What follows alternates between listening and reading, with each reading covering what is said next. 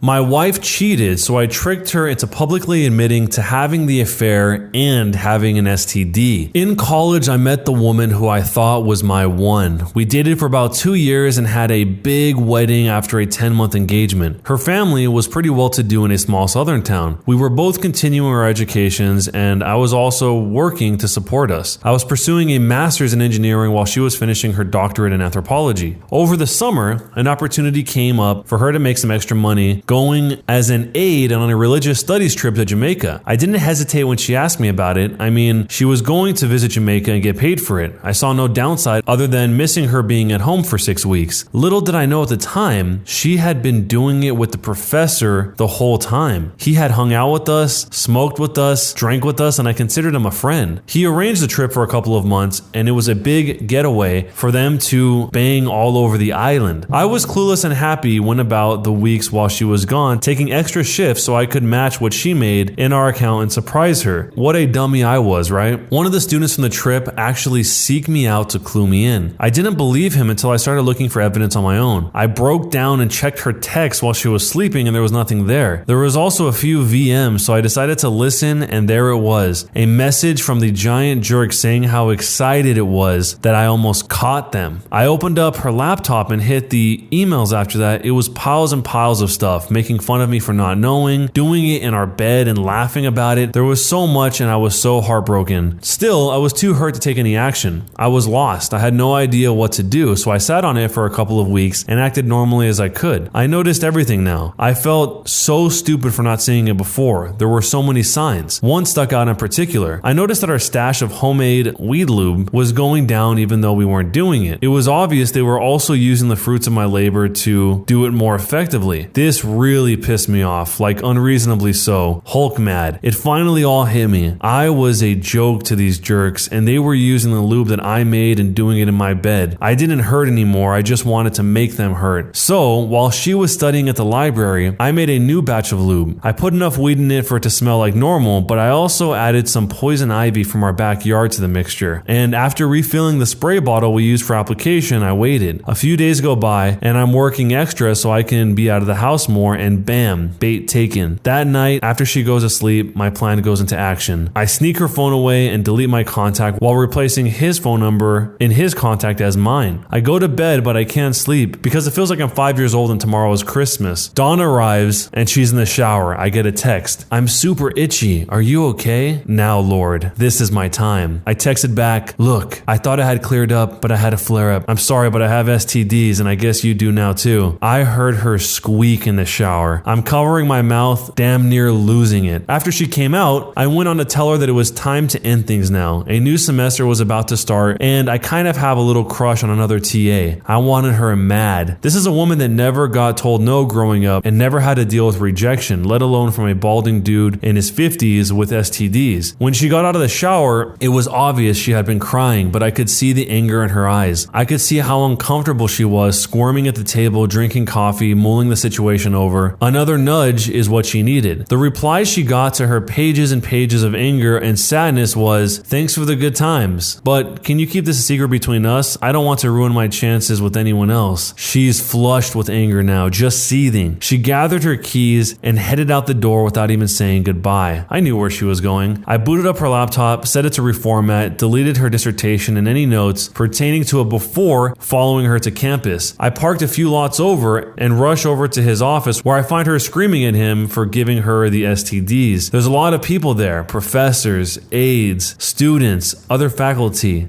I'm dying. He is beyond embarrassed and confused. She is ugly crying in front of her peers, and I'm in heaven. I didn't even care that people were going to think that I also had it. The fallout was apocalyptic in their department. He lost his job due to a code of conduct violation at the university. We got divorced the following year. State law was we had to be separated for 1 full year before being granted a divorce. I got to keep most of the assets, primarily savings, not a ton, but I worked for it. She never finished her doctorate and went on to be a perpetually pregnant housewife that sells Herbalife on Facebook, and he now teaches high school. school. It took a few years for it all to unfold, but watching it happen was glorious. Was I the jerk? So this is another story that all around everyone here is horrible. This is just depressing. You hear the ex-wife and she's living out this entire thing with her professor with no care as to the safety or what would happen, or the fact that she's deceiving the person that she's married to that's working overtime in order to get extra money. And on the flip side, I mean, I don't really know how you would react to this in a way that was okay, but this seems pretty bad as well. I mean, he deleted her entire dissertation and then later on says that she never got her doctorate. Maybe this was the reason for that, or maybe not. It's hard to tell because we only see this one little glimpse of it. But on top of that, the guy lost his job, which you could argue maybe he deserved it, maybe he didn't. But the whole psychological trauma of making the phone number switched around so that she thought that he was texting him and he was telling her all this stuff, I mean, that's got to be pretty brutal. Maybe not as bad as actually being the one that this was happening to if you were the one that was being cheated on, but that's got to be pretty bad. And he makes no mention of it in this post, but it's got to only be a matter of time until she finds out that he's the one that did all of this. I mean, she obviously would have gone afterwards to go get tested, and then she's probably going to be confused as to, wait, I don't have these STDs? What is this? And then maybe she wouldn't know that poison ivy was the thing behind it, but she would probably think something. Eventually, she would wonder why she didn't have her husband's phone number on her phone and why that phone number was attached to the professor. So I can't imagine that she didn't put two and two together and find out that it was him eventually. But let me know what you guys would do if you're in this situation, and who do you think was the biggest jerk in this whole mess? Steal my money, take my house, put me into debt. Now it's time for me to ruin your life. My ex stole from me close to 90,000 euros, which I saved up for 9 years. And when I took her to court, I lost due to lack of evidence. At the moment, I felt destroyed and lost it all. She even sued me for emotional damage, and I had to pay 55,000 euros, so I was forced to sell my house and take a big loan from the bank. I stayed at a friend's house, and he helped me find some good lawyers. And we just found an amazing one. In one day, he helped me so much and even helped me get the info of who took money from my bank account. Something was wrong. 29th of June, a transaction happened in my name. I never made it. I was not in the country at the time. Well, would you look at that? I was ready to get back into court when I found out that she had bought my house. Well, I have a safe that I never told her about hidden in the bathroom behind the cabinet. Well, she ruined my life. Why not ruin hers even more? So I had an accomplice to help me buy some drugs worth about 400 euros and used a friend to hide it there. The safe has a 4-digit code, that being 0000. I never got to change it to something else, and before taking her to court again, I had that same friend who hid the drugs turn her in. It took about a week for the cops to receive a mandate to search the house. They found nothing in the first 2 hours, and they wouldn't if my friend hadn't forgot to leave the safe cover open. That 400 euro worth of drugs equals to a 5,000 euro fine and 12 years of prison. Well, I'm not done yet. Court time again. I had my lawyer get footage from when the money from the bank was transferred, and I also had a document showing that I was not in the country at the time. We also found out the account to which the money was sent to. The name was that of my ex. Well, look how the tables have turned. My lawyer also demanded payment for emotional damage, all the money that was stolen, the house, and also money equivalent to 2 times the debt I had in the bank, which is equal to about 140,000 euros. The look on her face when everything came down crashing on her was totally worth it. And on top of the 12 years from drug possession, she received an additional 25 years for theft and false testimony. Enjoy it, B. Well, this seems insane. Her stealing the money from him is obviously horrible, but him hiding the drugs in her new house, I guess his old house, is pretty awful. You're setting up someone to fall for a crime that they didn't even do. I think that going back and finding out that she was the one that transferred the money without you knowing is probably enough. I feel like this is way too far beyond, kind of not even really getting even if that's what he's trying to do, but going way beyond that. It's sad to see people that used to be in a relationship do this to each other, and even to go as far as everything that happened here. But let me know what you would do if you were in this situation, or if you have been, what happened, and who is the biggest jerk in this whole nuclear revenge scenario. A homophobe insulted my daughter. I may have ended his marriage. So my daughter is a 15-year-old that has been friends with a girl who lives opposite for years now, and in the past there have been some sleepovers at both of our houses. Adults have always stopped and chatted when we saw each other, etc. Last year my daughter came out of the closet, and a short while later we noticed that our friends across the road never seemed to want to chat anymore. Recently my daughter told me her friend had messaged her to tell her she wasn't allowed around our house anymore.